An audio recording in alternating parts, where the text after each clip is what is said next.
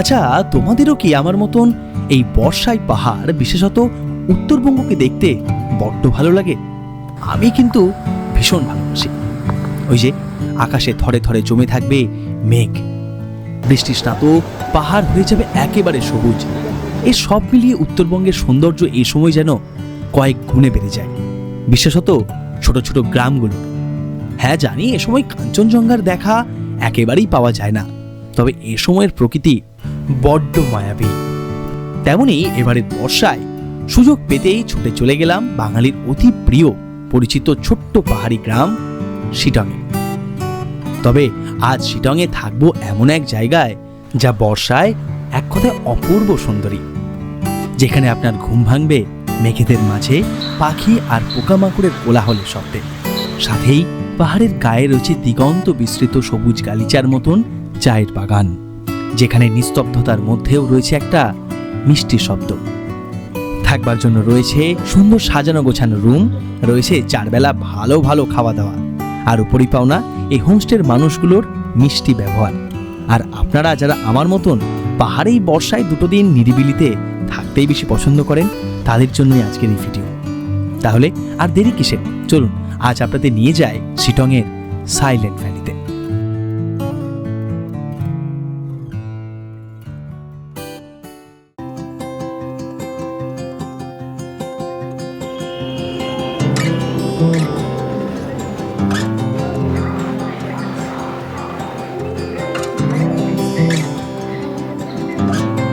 সুপ্রভাত। আজ 14ই জুন 2026, ভোর এখন ঠিক 6:45। শুরু আমাদের আজ থেকে আরও একটা ছোট্ট সুন্দর পাহাড়ের গল্প। তবে এইবার উত্তরবঙ্গ যাচ্ছে কিন্তু রাতের ট্রেনে বা বাসে নয়, ভোর 5:55 বন্দে ভারত এক্সপ্রেসে। তবে এখন 5:55 বাজলেও কটায় ঘুম থেকে উঠেছি জানেন? ভোর 3:30, কারণ আজ ছিল এই ওয়ার্ল্ড কাপে ব্রাজিলের প্রথম ম্যাচ মরক্কোর বিরুদ্ধে। যাই হোক, আমি পৌঁছে গেছি এখন হাওড়া স্টেশনের 6 নম্বর প্ল্যাটফর্মে।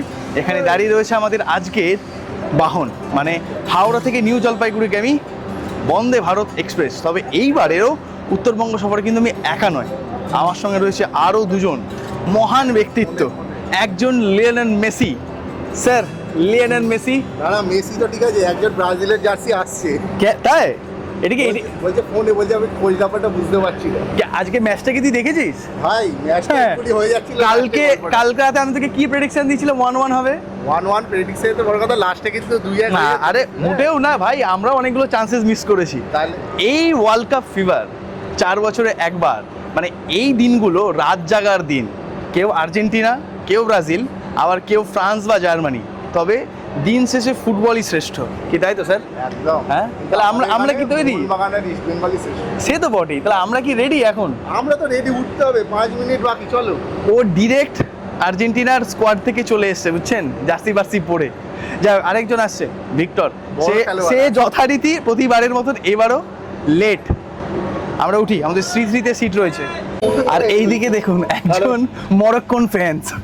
কেমন দেখলি আজ খেলা? বল। ব্রাজিল আর মরক্কোর খেলা হলো খুব সুন্দর, যেরকম ছিলাম সেরকমই। যাই হোক, আমরা এখন উঠে পড়েছি আমাদের কম্পার্টমেন্টে। তবে এখানে লাগেজের খুব সমস্যা, বুঝছেন, মানে এক একজনের এত লাগেজ থাকে, যারা শেষে আসে না তাদের লাগেজ ঢোকাতে খুব প্রবলেম হয়। যাই হোক, আমরা 3 জন এবারে এখন যাব এখান থেকে এনজিপি থেকে আজ রওনা দেবো আমরা শিটংয়ের পথে। ভাবুন, আমার সিট ছিল সে 7, এই ওইটা হচ্ছে কত, 7, তাই তো? 7, ভিক্টরের 8, আর সৌভিকের পড়েছে 17। ঠিক আছে, ওই দাদার সাথে আমরা এক্সচেঞ্জ করে নিলাম। আমি আর ভিক্টর 8 করে নিলাম। এরপর দেখতে পাবে সৌভিক আলাদা, আমি আর ভিক্টর একসঙ্গে যাচ্ছি। ভিক্টর ঘোষ 17, ব্যাস। যা ভাই, তোর 17 চলে যাক। দরজা হয়ে গিয়েছে বন্ধ, এবার আমরা দেবো রওনা। ভাই যা, আলাদা তো তোর সিট, যা তোর আলাদা সিট। আমি যখন দেখবো রাখতে পারছি না। ঘড়িকারে তখন ঠিক ভোর 5:55 ছেড়ে দিল আমাদের আজকের নিউ জলপাইগুড়িগামী বন্দে ভারত এক্সপ্রেস। এর আগে অন্যান্য বন্দে ভারতে চাপলেও এনজিপি যাওয়া অব্দি এই বন্দে ভারতে আমার অভিজ্ঞতাই প্রথমবার। তবে রাতের ঘুমটা বাদ গেলেও বাকিটা পূরণ করে নিলাম ট্রেনে উঠতেই। দুর্বার গতিতে ছুটে চলেছে আমাদের বন্দে ভারত। ঘুমটা যখন ভাঙলো তখন থেকে আমাদের ট্রেন প্রবেশ করছে বোলপুর শান্তিনিকেতন। সারা রাত না ঘুমানোর ফল হচ্ছে এখন ট্রেনে উঠে লম্বা ঘুমানো। ট্রেন ছাড়লো আর আমরা ঘুমিয়ে গেছি। উঠে দেখি আমরা বোলপুর শান্তিনিকেতন পেরিয়ে গেছি, আর 1 ঘন্টার মধ্যে ঢুকবো আমরা মালদা, মানে আমরা উত্তরবঙ্গে ঢুকেই গেছি। কিন্তু আরেকজনকে দেখবেন, সৌভিকও উঠে গেছে, কিন্তু আরেকজন সৌভিক ঘুমিয়েছে ভাই। ওটা বাবু What happened, man? বলছি ওয়ার্ল্ড কাপ চলছে বলে ইংলিশ বলবি তুই? সৌভিক ঘুমিয়েছে? সৌভিক এই সৌভিক ঘুমিয়েছে? দারুণ ঘুমোয়। কিন্তু কটা বাজে? কিন্তু প্রবলেম হয়ে গেছে ভাই। আমরা এখানে ট্রেনে খাবার অর্ডার দিইনি, আমরা ভেবেছিলাম অনলাইনে খাবার অর্ডার করে নেবো, কিন্তু এখন ট্রেনের পিএনআর দিয়ে দেখি এই ট্রেনে খাবার বাইরে থেকে অর্ডার নিচ্ছেই না। খাবার খেতে চাস? আমি মুড়ি আর চানাচুর এনেছি। তা আমি এনেছি, শেষ ভরসা এইটাই। এখন অনলাইনে অর্ডার হচ্ছে না খাবার, শেষ নয়, একটাই একটাই ভরসা। তাহলে কি করবো আমরা? কি খাবো আমরা? একটা চশমা পরে আছে, একটা মুখে লাগিয়ে আছে। কি খাবো তাহলে আমরা? আমরা মুড়ি চানাচুরি খাই আপাতত। বুঝতে পারছি না, এরা এমন ট্রাভেলার নাকি এরা একটা কেক বিস্কুট অব্দি নিয়ে আসে না কারণ আমি ট্রেনে। ট্র্যাক প্যান্ট কিনে নিয়েছি ওই টাকায় যে আমাদের সবাই এখন ভালো মন্দ খেলে আমাদের ভরসা আছে মুড়ি চানাচুর। এই যে আমাদের ব্রেকফাস্ট রেডি। ব্রেকফাস্টটা দেখা একটুখানি, মুড়ি আর চানাচুর। আরেকজন দৌড়ে দৌড়ে এটা খেতে আসছে।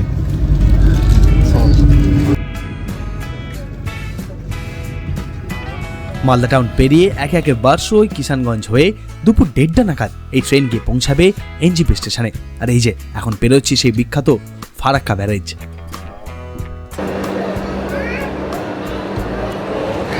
বাইরের তাপমাত্রা এখন কলকাতার সমানই। আমরা নির্দিষ্ট সময়েই এসে পৌঁছালাম আমাদের প্রথম গন্তব্য নিউ জলপাইগুড়িতে। এর আগে যতবারই এসেছি ততবারই সকাল সকাল ভোরবেলা এসে পৌঁছেছি নিউ জলপাইগুড়িতে। তবে এইবার বন্দে ভারত, মানে হাওড়া থেকে এনজিপিগামী যে বন্দে ভারত, তাতে করে দুপুর 1:30 নাগাদ এসে পৌঁছালাম এনজিপিতে। কিন্তু বিশ্বাস করুন, একটা সত্যি কথা বলি, যদি এনজিপি আসতে চান, আরামদায়ক জার্নি হচ্ছে রাতের ট্রেন। রাতে চাপবেন, ঘুমাতে ঘুমাতে ভোরবেলা নেমে যাবেন এনজিপি। এই যে জার্নিটা, এই দিনে প্রায় 7.5 ঘন্টা সময় বসে বসে আসা খুব কষ্টদায়ক। কারণ এরপরে আরও ধরুন 2.5-3 ঘন্টা, কেউ সিকিম গেলে আরও বেশি ঘন্টা সময় লাগবে বসে বসে গাড়িতে যেতে। কি ভিক্টর, আমি কি ভুল বললাম? একদমই ঠিক। হ্যাঁ, আজকে আমাদের মানে কালকে মরক্কো আর ব্রাজিলের খেলা ছিল, তো যার জন্য আমরা টিকিটটা কেটেছি। কি সৌভিক, আমি কি ভুল বললাম যে রাতের ট্রেন বেস্ট? রাতের ট্রেনটা বেস্ট, আর এই দুপুরের ট্রেনটা বসে খুব কষ্টকর। টাইম হয়ে যাই হোক, আমরা এখন স্টেশনের বাইরে যাই, সেখানে আমাদের জন্য অপেক্ষা করছে গাড়ি। আমরা যাব এখান থেকে সোজা শিটং।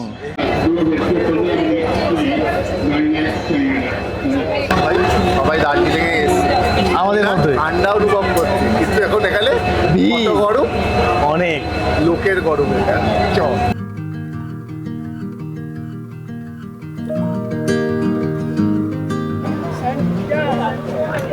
স্টেশনের বাইরে বেরোতেই দেখে আমাদের জন্য অপেক্ষা করছে শিটং যাওয়ার গাড়ি।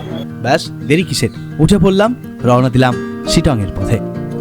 উঠে পড়েছি গাড়িতে, রওনা দিয়ে দিয়েছি শিটং এর পথে। সময় লাগবে ওই ধরুন 2.5 ঘন্টার মতন। আমরা পথে দেখবো 2-3টে জায়গা, দেখে আমরা আমাদের হোমস্টেতে যাব। কিন্তু এই গরমে ছুটিতে আমার তো স্টেশন, এনজিপি স্টেশন দুপুরবেলা দেখে মনে হলো পশ্চিমবঙ্গের পথে অর্ধেকের বেশি মানুষ এই দার্জিলিং, নর্থ বেঙ্গল ঘুরতেই এসছেন। তাও আজকে কিন্তু মানে কোনো মানে উৎসব রয়েছে বা ছুটি ছাটা রয়েছে বিশাল, তা কিন্তু নয়। কি সৌভিক? না, হ্যাঁ, ছুটি ছাটা নেই, তাতেই এত ভিড়। তাহলে ভেবে না যে 15ই আগস্টের সময়টাতে কি ভিড় হবে। সিরিয়াসলি মানে এই গরমে ছুটির সময়টাতে মানে উত্তরবঙ্গ আমাদের কাছে এমন একটা ডেস্টিনেশন হয়ে গেছে না আজকাল। দার্জিলিং বলুন, দার্জিলিং আশপাশের বলুন, জায়গাগুলো বলুন, এখন তো সিকিম সবই বলুন, অফবিট অনবিট হয়ে অনবিট হয়ে গেছে। আর আমাদের যথারীতি আমরা দুজন পিছনে বসে পড়েছি, আর আমাদের ভিক্টর স্যার গরম প্রচুর প্রচুর গরম। প্রচুর গরম। সিটাংও আর আবার দুটো জ্যাকেট এনেছে। হ্যাঁ ভিক্টর সত্যি একটু ছবি তুলবো বলে এনেছি। বাবা। যাই হোক, চলুন সফরটা শুরু করা যাক। রওনা দিই শিটং। শহর পার করে ধরে ফেললাম সেবকের পথ। হ্যাঁ, বাঙালি সেই পরিচিত পাহাড়ে ওঠার পথটাই এটা। ছোটবেলায় বাবা মায়ের হাত ধরে শেয়ার গাড়িতে চেপে প্রথম দার্জিলিং যাওয়ার স্বাদ পেয়েছিলাম এই রাস্তাতেই। তা আজও বারংবার এখানে আসলে মনে পড়ে যায়। সময় পেরিয়েছে, পাল্টেছে অনেক কিছুই, তবে মুছে যায়নি জীবনের সেই স্মৃতিগুলো।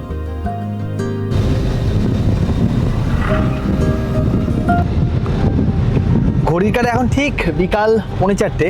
আমরা সেবকে কালী মন্দির ছাড়িয়ে উঠে গিয়েছি পাহাড়ে। তবে এখান থেকে এখনও 1.5 ঘন্টা মতো সময় তো লাগবেই। আমি যা দেখলাম বুঝলি সৌভিক, এই বন্দে ভারতে আসলে, চক্করে গেছে। বন্দে ভারতের চক্করে যদি আপনি পড়েন তাহলে আপনার পুরো দিনটা নষ্ট। যদি আপনি স্পেশালি সিকিম যান তাহলে তো আরোই নষ্ট। কি সিকিমে উঠতে আরো তো বেশি time অনেক লাগবে। সময় লাগবে। তো চেষ্টা করবেন রাতের ট্রেনগুলোতে আসার, যদি না হয় তাহলে বাসে করে আসা, আর যদি একান্তই না হয় তখন বন্দে ভারত করার। কারণ যদি বন্দে ভারত করেন তাহলে আরও একটা দিন এক্সট্রা আপনাকে হাতে নিয়ে রাখতে হবে। সেই পাহাড় কিন্তু সেই পুরোনো প্রকৃতিতে ফিরে এসেছে। দেখ, একদম। বৃষ্টিটা হচ্ছে। উপরে না ঝিরিঝিরি বৃষ্টি হচ্ছে, তো সেই যে একটা সবুজ ভাব তার সঙ্গে ভেজা রাস্তা আমাদের এই জার্নিটা আরো বেশি সুন্দর করে তুলছে।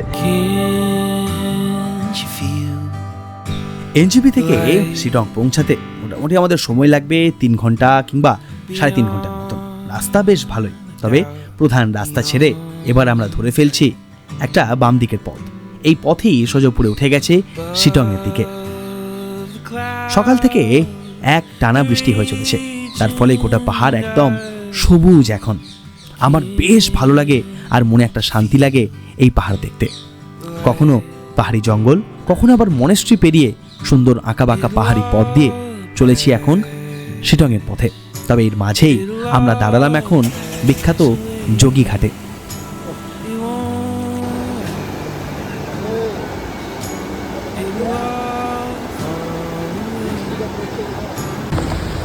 আমরা এখন পৌঁছে গিয়েছি যোগীঘাট।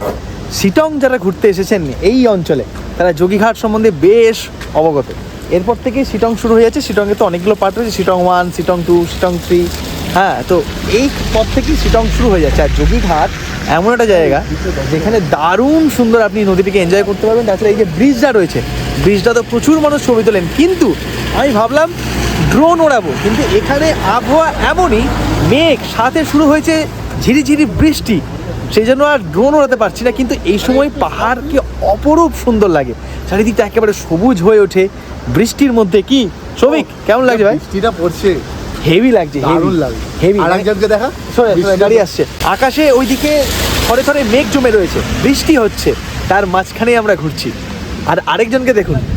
আচ্ছা, ভিডিওর জন্য এতক্ষণে নামলা, এতক্ষণ কি করছিল সৌভিক? ঘুমাচ্ছিলি? হ্যাঁ, চোখ মুখ দেখলেই বুঝতে পারবেন। বাট ওই দিকটা দেখুন কি সুন্দর লাগছে, ওই উপরে বাড়িটা।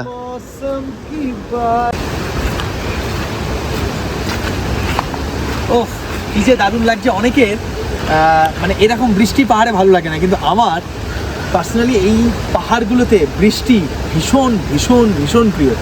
আকাশে মেঘ থাকবে, হালকা হালকা বৃষ্টি হবে, দারুণ লাগে। আমরা ওই দিকটা যাচ্ছি, আসুন নদীর কাছে নিয়ে যাচ্ছি আপনাদের।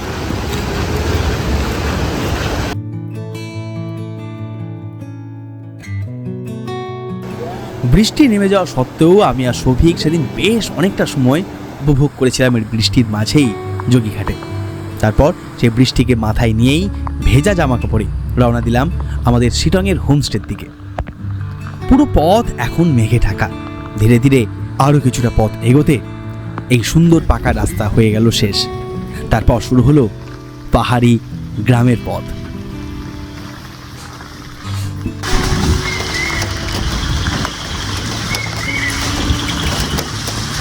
বিশ্বাস করুন, আমরা এখন আমাদের হোমস্টের পথে রয়েছে, আর মিনিট 5 পথ বাকি।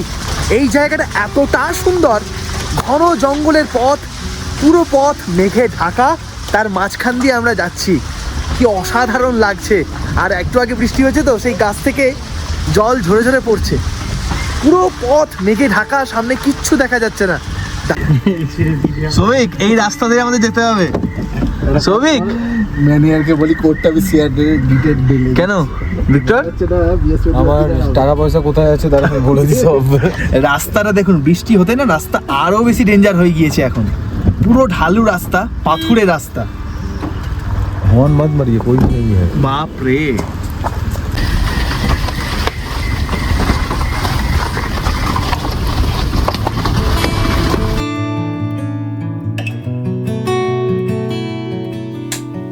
তিন ঘন্টা সফর শেষে শেষ পর্যন্ত এসে পৌঁছালাম আমরা দার্জিলিং জেলার একটা ছোট্ট সুন্দর পাহাড়ি গ্রামে।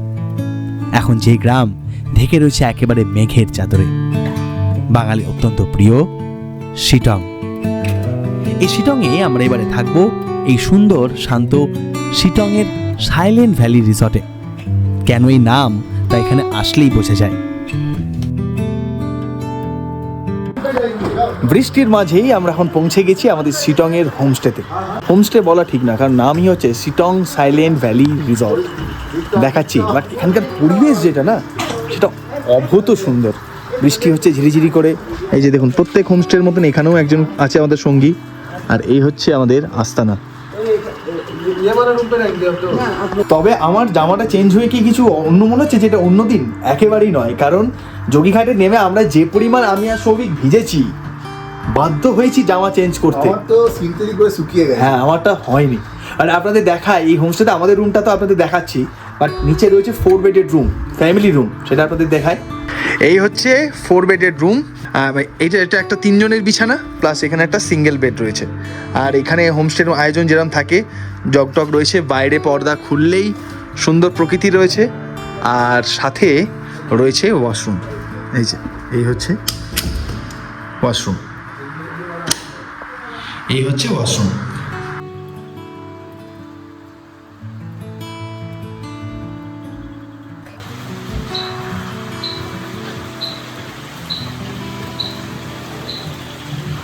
শিটংয়ের সাইলেন্ট ভ্যালি রিসর্টের দোতলায় রয়েছি, আর দোতলাতেই রয়েছে আমাদের রুমটা। রুম তো দেখাবই, কিন্তু যেটা সবার আগে যেটা ভালো লাগছে সেটা হচ্ছে এখানকার নিস্তব্ধতা। এখানকার নিস্তব্ধতার মধ্যেও একটা আওয়াজ রয়েছে। আমি যদি 1 সেকেন্ডের জন্য চুপ করে যাই,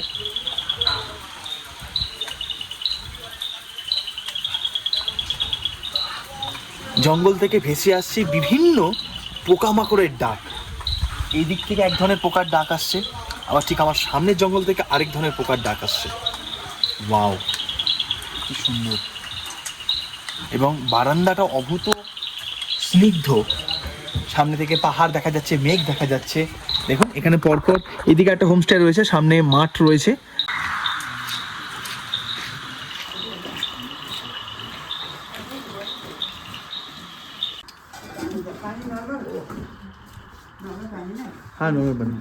দেখুন দুজন হা ঘরেকে দেখুন।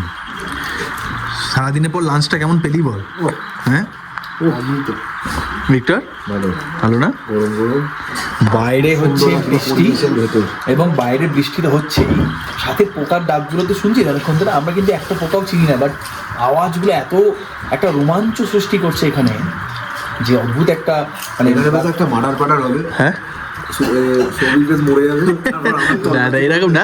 বাট আমাদের লাঞ্চে আজকে রয়েছে ভাত, রয়েছে ডাল, রয়েছে আন্ডা কারি, রয়েছে পাঁপড় ভাজা, বেগুনি রয়েছে, আলু সেদ্ধ রয়েছে, এর সাথে দিয়েছিল হচ্ছে বাঁধাকপি আর উচ্ছে ভাজা। এই হচ্ছে আমাদের লাঞ্চ। আপনারা সাধারণত এরকম লাঞ্চই পাবেন এখানে এই হোমস্টেতে আসলে। লাঞ্চের পর্ব মিটতেই আমরা চলে গেলাম আমাদের রুমে। তবে জানেন, যখন থেকে আমরা এসেছি তখন থেকে সমানে বৃষ্টি হয়ে চলেছে এই জায়গায়। আর যদিও বা বর্ষায় এই সব জায়গা দেখতে এসেছি এই বৃষ্টিকে উপভোগ করব বলেই। ধীরে ধীরে এভাবেই বিকাল গড়িয়ে নামলো সন্ধে। সন্ধে নামতেই জ্বলে উঠল হোমস্টেগুলোর মায়াবী আলো। তাতে এই জায়গা আরও বেশি রোমাঞ্চকর মনে হচ্ছিল। আর এসবের মাঝেই আমাদের রুমে চলে এলো সন্ধ্যা স্ন্যাক্স, যা ছিল আমাদের এই প্যাকেজের মধ্যেই। সন্ধে নেমেছে শিটংয়ের বুকে। আমাদের এই হোমস্টে রিসর্ট চত্বরটা দেখবেন, একে তো সেই পোকামাকড়দের ডাক রয়েছে, সাথে বেড়েছে মেঘেদের আনাগোনা। এই দুটো বিল্ডিং একেবারে মেঘে ঢাকা। সন্ধ্যাবেলা দেখুন এই জায়গাটা, কাল সকালে আপনাদের আরও সুন্দর করে দেখাতে পারবো। মানে দোলনা রয়েছে, পিছনে পাহাড় রয়েছে, আর এই দিকের হোমস্টেরাও একেবারে মেঘে ঢেকে গিয়েছে চারিদিকটা। দারুণ। আমরা লাঞ্চ করে স্ন্যাক্স একেবারে খেয়ে রুমে এলাম। এই হচ্ছে বারান্দা। রুমটা দেখাই আপনাদের, আসুন। নিচে 4 বেডের রুম দেখিয়েছি, এটা হচ্ছে ট্রিপল বেডের রুম। আমি আসলে এখানে থাকছি, আর ভিক্টর এই সিঙ্গেল বেডে থাকছে। আয়োজন সমস্ত রুমে একই। জল রয়েছে, তার সাথেই একটা টেবিল, একটা চেয়ার রয়েছে, টাওয়াল দিয়েছে, আর সাথে ওয়াশরুমটাও একই আয়োজন। মানে 4 বেডের রুমে যেটা ওয়াশরুম দেখিয়েছি আপনাদের, আয়োজন একই। গিজার রয়েছে, কোমোড রয়েছে, শাওয়ার থেকে শুরু করে সমস্ত আয়োজন হোমস্টেতে যেটা বেসিক আয়োজন থাকা দরকার সেই আয়োজনই রয়েছে। সন্ধ্যা নেমেছে, এখন ফ্রেশ হতে হবে। সেই ভোরবেলা বেরিয়েছি 5টার সময়। চলুন ফ্রেশ হয়ে নিই।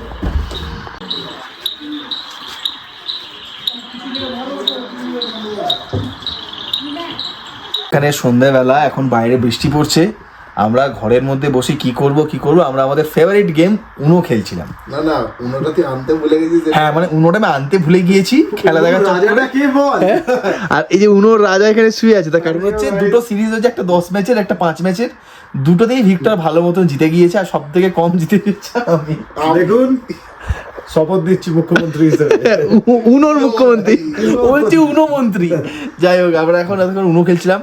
আমরাও জানি যে মানে আমরা যেখানেই যাই, অ্যাকচুয়ালি আমরা এটা দারিংবাড়িতে শুরু হয়েছিল না, যেখানেই যাই আমরা উনোটা নিয়ে যাই বা উনো ফোনে ডাউনলোড করে নিই যে উনো খেলি আমরা। কিন্তু আমরা তো আর তারপর আরেকটা জিনিস হলো সেটা হচ্ছে জীবনমূলক আলোচনা। এখন একটু মানে আমরা তো ধরুন যেসব কথা কেউ চাকরি করে, কেউ ধরুন সারা বছর ঘুরে বেড়ায়, কেউ তখন কিছু করে না, বেকার। এই যে আমাদের বেকার, ঠিক আছে। তা আমরা যখন এক জায়গায় মিলিত হই, ঠিক আছে, তখন আমরা একটু জীবন নিয়ে আলোচনা করি যে আমাদের জীবনে কি কি করা যায়, মানে মানে বড় বড় ব্যাপার স্যাপার, মানে ধরুন মানে রাশিয়ায় যে আমাদের তেল দিচ্ছে, হ্যাঁ মানে এইটা কিভাবে কি আলোচনা করা যায়, মানে বিজয় শঙ্কর লেভেলের আলোচনা আমরা এখন করব। তো সেই জন্য আলোচনাটা যাতে ভালোভাবে হয়, সেই জন্য সৌভিক এখন যাচ্ছে নিচে, যে দুধ চা যদি একটু ভালো করে কড়া করে দিয়ে যায় তাহলে আলোচনাটা করতে পারবে। ভিডিওটা দেখালি কি করে চা খেতে হয়, এরকম খেয়ে বুদ্ধিটা খুলবে। যা সৌভিক চা নিয়ে যা। আমাদের পশ্চিমবঙ্গে কিভাবে ইন্ডাস্ট্রি আসবে সেটা নিয়ে এখন আলোচনা হবে আমাদের। চা ইন্ডাস্ট্রি, চা শিল্প, চা তো অ্যাকচুয়ালি একটা শিল্প। সত্যি তাই।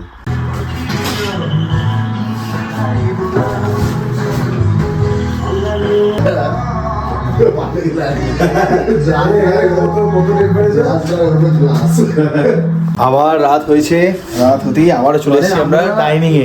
আমরা সন্ধ্যে থেকে সকাল থেকে কিচ্ছু খাইনি, আর সন্ধ্যে থেকে পর খেয়ে যাচ্ছি। হ্যাঁ, লাঞ্চ করলাম, সঙ্গে সঙ্গে স্ন্যাক্সও করলাম, 1 ঘন্টা পরে আমরা ডিনারও করছি।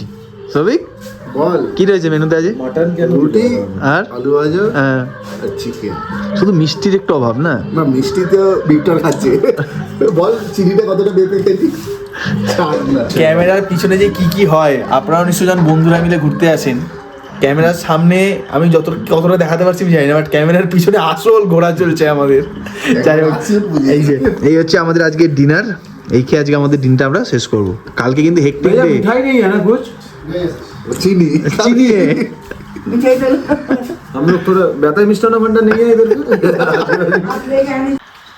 সেই রাতে যে টানা কতক্ষণ বৃষ্টি চলেছে তার টের পাইনি। ডিনারের পর্ব মিটতেই আমরা চলে যাই রুমে ঘুমাতে। কিন্তু পরদিন সকালে যখন ঘুমটা ভাঙলো, রুমের বাইরে বারান্দায় এসে দেখি তখনও আকাশের মুখ বেশ ভার। বৃষ্টি নেই বটে, তবে চারিদিক মেঘে ঢাকা। আর এখানে ঘুমটা ভাঙলো কিভাবে জানেন? পাখি আর পোকামাকড়দের ডাকে।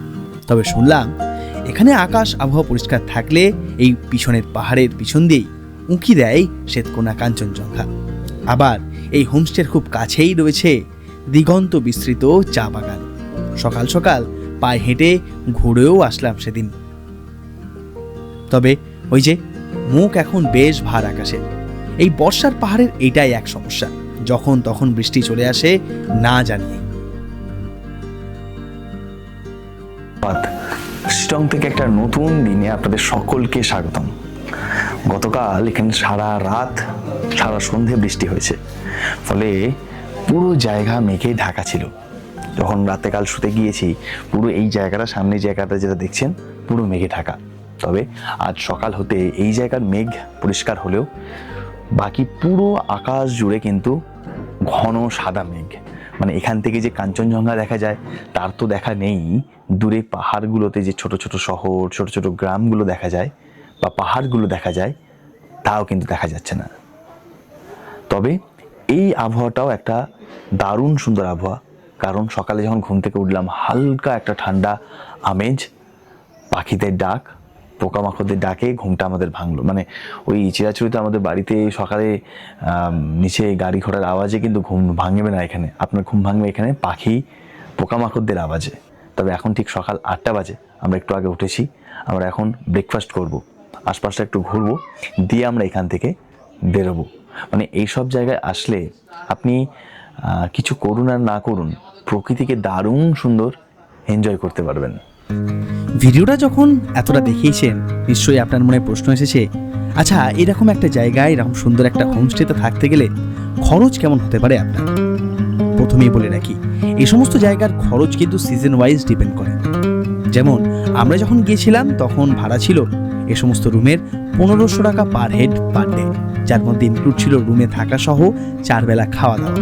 তবে এটা কিন্তু ভ্যারি করে বিভিন্ন সময়ে, বিভিন্ন ফেস্টিভ্যাল অনুযায়ী। আমরা একটু আগেই উপরে ছিলাম, তখন নিচের জায়গাটা বেশ কিছুটা ক্লিয়ার ছিল, কিন্তু এখন দেখুন নিচে যখন নামলাম ব্রেকফাস্টের জন্য, পুরো মেঘে ঢাকা, এবং এই মেঘ সঙ্গে করে নিয়ে এসেছে বৃষ্টিকেও। আর এই জায়গাটা পুরোটা একটা ড্রিম ল্যান্ডের মতো লাগছে, পুরো মেঘে ঢাকা, পিছনে কটেজ, তার সঙ্গে ঠান্ডা হাওয়া, সব মিলিয়ে বেশ সুন্দর। মানে আমার পার্সোনালি পাহাড়ের এই ফ্লেভারটাও বেশ ভালো লাগে। যাক, বৃষ্টি থেকে বাঁচতে এখন আমরা যাই ডাইনিংয়ে। চলুন ব্রেকফাস্টটা সেরে নিই। হয়ে চলে এলাম নিচে ডাইনিং এরিয়াতে ব্রেকফাস্ট করার জন্য। আর এখানে আজকে আমাদের ব্রেকফাস্টে রয়েছে অপশান রয়েছে, একটা ওয়াই রয়েছে, হ্যাঁ, আর একটা রয়েছে রুটি। বাট আমি ওই ছোলার যে তরকারিটা ছিল রুটির সাথে ওটা নিয়ে নিয়েছি, আর ডিম ভুর্জিটাও নিয়ে নিয়েছি। আমি মুড়ি দিয়ে খাবো, তার সঙ্গে ছিল হচ্ছে গরম গরম চা। মানে আমাদের চায়ের থেকে সৌভিক শরবতটা কেমন খেতে সৌভিক বল? শরবত, চায়ের শরবত। অ্যাকচুয়ালি ব্যাপারটা হচ্ছে সৌভিক কাল থেকে আমাদের বলছে ও খুব জিম টিম করছে, তো এখন হ্যাঁ ছেড়ে দে, তো ও খুব স্বাস্থ্য সচেতন হয়েছে, তো আমরা ওকে স্বাস্থ্য সচেতনতা নমুনা দেখাচ্ছি। চিনি দিয়ে দিয়েছে। কালকে রাতেও করেছিলাম, তাই না? আমি জানি না ভাই তোরা কি করছিস। ব্রেকফাস্টের পর্ব মিটতেই এরপর সেদিন আমরা রওনা দিই আমাদের উত্তরবঙ্গ সফরের পরবর্তী গন্তব্যের উদ্দেশ্যে। সাথেই তার আগে ঘুরে দেখে নিয়েছিলাম বেশ কয়েকটা জায়গাও। সেই সমস্ত কিছু নিয়ে ফিরছি আমাদের উত্তরবঙ্গ সফরের আগামী পর্বে। কোথায় যাচ্ছি তার ঠিকানাও দেবো পরের পর্বে। তবে আজকের ভিডিওটা কেমন লাগলো তা কিন্তু কমেন্ট সেকশনে জানাতে ভুলবেন না, আর ভালো লাগলে অবশ্যই একটা লাইক করবেন। তাহলে চলুন দেখা হচ্ছে পরের পর্বে।